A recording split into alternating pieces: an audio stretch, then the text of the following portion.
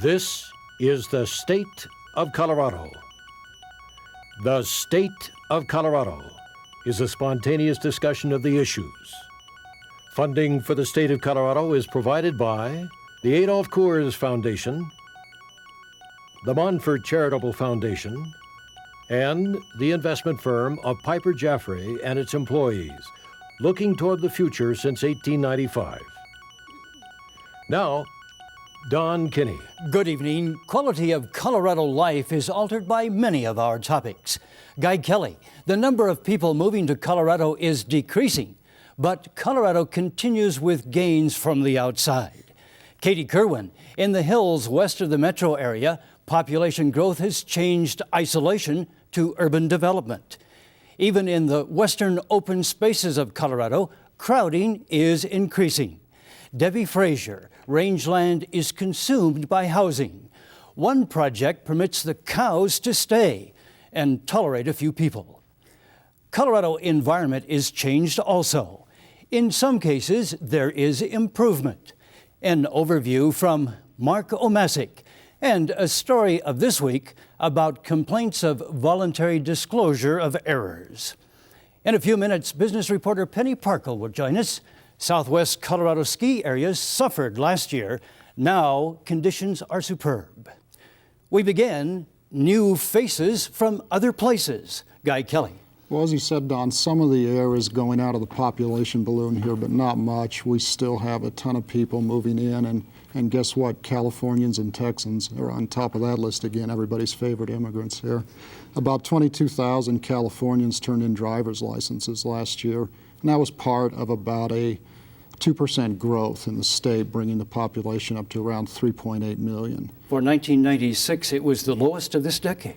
That's right. It's peaked in 94 and it's been going down, but we still have about 135,000 people in 96 turning in driver's licenses. So there's still plenty of people moving here, and don't look for that to end soon. We're at 3.8 million now, and probably will go to about 4.1 million in 2000. The economic experts say a slow in growth also could have an impact on the economy. They're looking for a slowdown. The growth is going to slow down to 1.6 or so. We are seeing what seems to be some overbuilding in retail. You see Incredible Universe is going to close. There may be more of that on the horizon. But overall, the economy remains pretty strong, although it's slowing down, and that will begin to have an effect on the state's economy pretty soon, certainly. One of the impacts of people coming to Colorado, to you, Guy Kelly, and to Katie Kerwin, in fact, all around the table, is houses are taking a lot more space. Yeah, sometimes it seems like there isn't going to be a square inch of dirt in the metro area that isn't built on, and the building permits are going up. They had another record year last year for home sales. People keep buying. The average price is up around $166,000 in the metro area now, but that doesn't seem to deter people from buying new homes around here. And Katie Kerwin, in the foothills, a big change. Well, what we found that was remarkable is there are areas of the foothills now that look like Highlands Ranch. I had a person with the Jefferson County Sheriff's Department tell me, this is not Saskatchewan, this is not Alaska, this is Arvada in the hills. And indeed, it's just getting built up so much that some of the people who move there for some of the privacy, the isolation, the wildlife values, they're finding that, they of course want to slam the door shut and keep everybody out because it's changing too much. And typically they who most want to slam the door are the ones who just moved there. That's right. Some of them, although I must say, I found some newcomers, a family from Hawaii who came here. They think they're in heaven. They don't think there's anything wrong.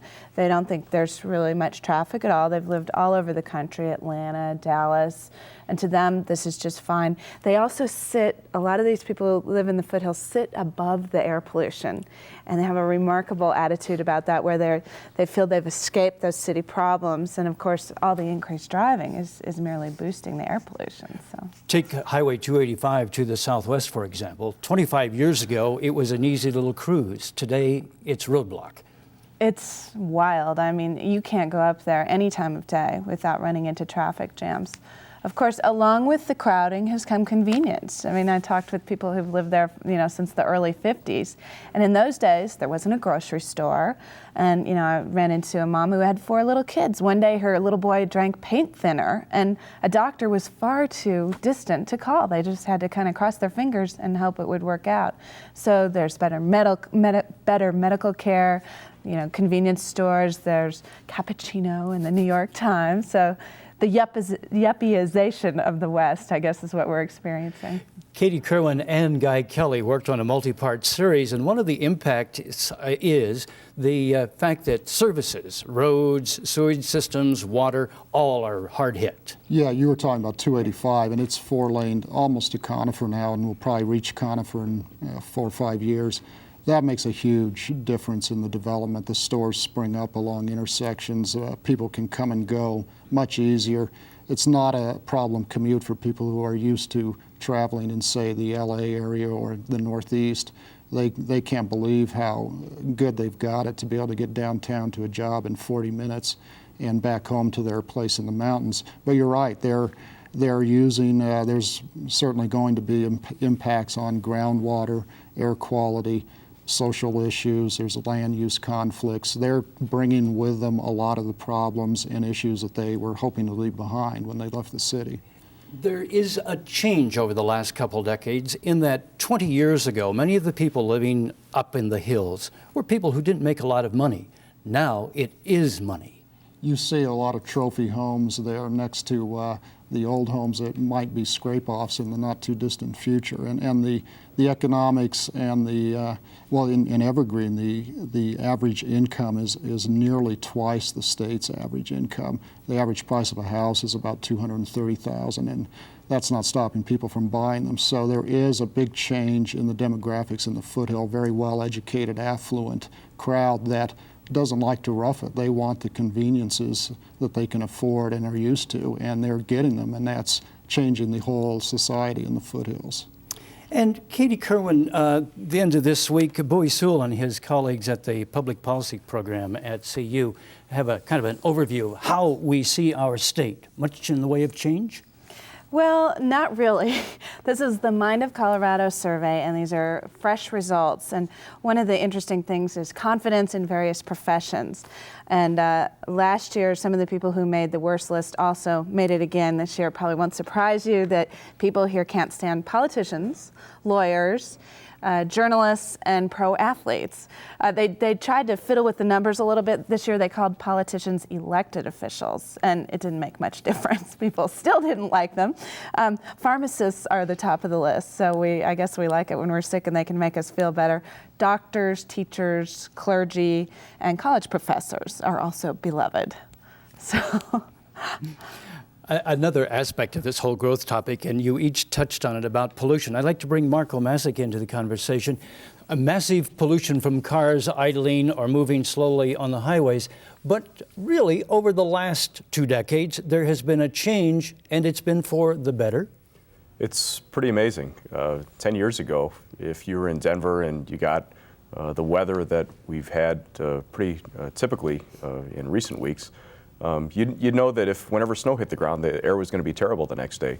We'd have either a filthy brown cloud, which would be disgusting to look at, or it'd be very difficult for old people, for young people to breathe. If you wear contact lenses, it'd be very tough. The improvement's dramatic. We went through all of last year without a single violation of the national air quality standards. The reason is some solutions that we've done locally, such as oxygenated fuels, no burn days are a big factor. We just don't run our fireplaces like we used to. But by far the biggest improvement is something that came not out of Colorado but out of the bad boys in Washington, and that is mandates for much cleaner cars out of Detroit and Japan. The cars of the last 5 years have made a remarkable difference. That's true. They've gotten amazingly cleaner, and yet the challenge really for the future is some of the problems that Guy and Katie were talking about, that as people live farther and farther away and spend more and more time in their cars, people, just the sheer explosion in driving is soon going to overwhelm a lot of the air quality gains that we fought so hard to win over the last few years. We just, all the projections are bad for carbon monoxide, for particulate air pollution, which is the big part of the brown cloud. We may even see a resurgence of some problems with ozone, which we thought was beaten once and for all just a few years ago. There are many people who have no need to live in the direct metro area or simply want to get away from it all. Debbie, Frazier has an example of how some individuals who admittedly must have money to pull this one off are living out with the cows, or will soon. I think probably all of us know somebody that moved up to the mountains to get away, and within 5 years, all the lots around them were subdivided, and suddenly they're looking at somebody's porch, and somebody else's dogs are running through their living room. Lee and Gail Duza were looking for a nice small mountain cabin, and they traveled up many mountain drainages, and they saw what we all know is there, which is tons of subdivisions. They couldn't quite afford a $1 million ranch, but they liked the idea of having their own Rocky Mountain backdrop, something kind of bucolic in the front, a cow or two will do, and the open space around it. And they came upon the idea of developing maybe 15 homes on several thousand acres of property, but aligning the homes so that they were clustered, hidden from each other, but clustered, and leaving the whole rest of the property open. Now, that's been done in half a dozen other projects around the state, but there's mandates that for all time there will be some kind of livestock there. But finances do play an important role. Maybe they can't, they can't afford $1 million ranch, but the people who are going to get these little plots are paying $500,000 for. Absolutely. There are a couple small subdivisions in Denver that applied the same concept. It's tract homes built around a large open area like a park, a good-sized park. They're just applying it on a larger scale up in the mountains. And the people that want to do it are not only affluent, but they're really excited about, well, deciding who will use what water when, who will watch the cows, where trails will be, and all of those kinds of things. But there was an advertising supplement that said, experience the joys of ranching without the worry nor the work. Well, it's true. I mean, I don't think any of us love our jobs because we love sitting down at the typewriter and sweating blood bullets. But no, ranchers don't necessarily like getting up at 4 o'clock in the morning, and they don't necessarily like having to haul hay out when it's, 20 below zero, which I know you know from your background. So you get some of the joys, the panoramas, the feeling of openness, and the feeling of freedom this way. Back to Katie Kerwin, speaking about the freedom. With all the growth that is going along the foothills, there just won't be much freedom another couple decades. Freedom to move up there? Is that what you mean? Yeah, there probably won't be, but I'm sure the people who are there are going to stay. They're not moving. The remarkable thing is that they are willing to put up with whatever problems they have getting there. We talked with a geographer at the University of Colorado, Bill Reebsheim, and they've coined a whole new term for these areas. They're called the exurbs now. First we had the urban areas, then we all moved to the